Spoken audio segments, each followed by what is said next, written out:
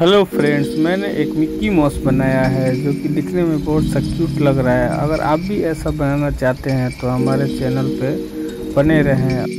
अगर आप चैनल पर नए हैं तो हमारे चैनल को सब्सक्राइब कर दें और बेल आइकन भी दबा दें। हमारी वीडियो आपको कैसी लगी कमेंट में बताएं। आप भी ऐसा मिक्की माउस बनाना चाहते हैं तो वीडियो में बने रहें।